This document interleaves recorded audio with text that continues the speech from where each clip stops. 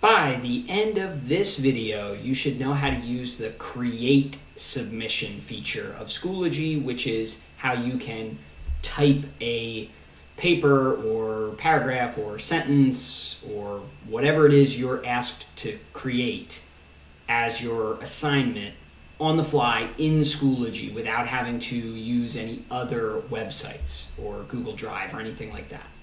So what you do is go to the assignment page that you're making your submission for, click that Submit Assignment button, and then we're going to look at our three tabs here, Upload, Create, or Resources. We're going to use the Create one, and that'll give you this window.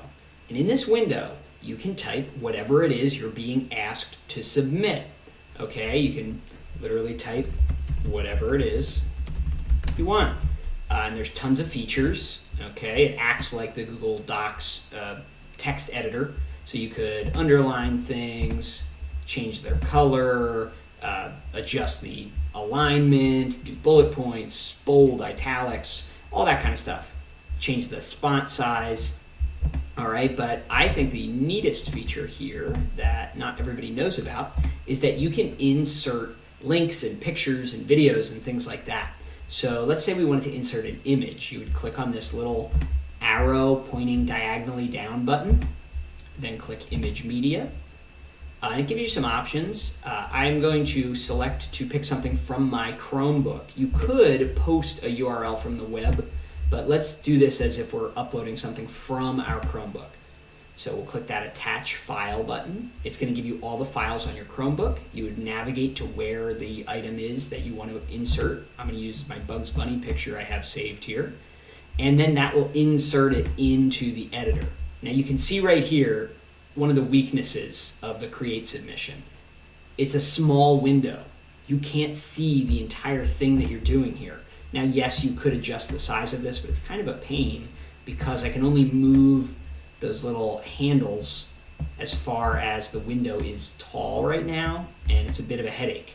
So that's my way of telling you the Create submission isn't always the best way to go.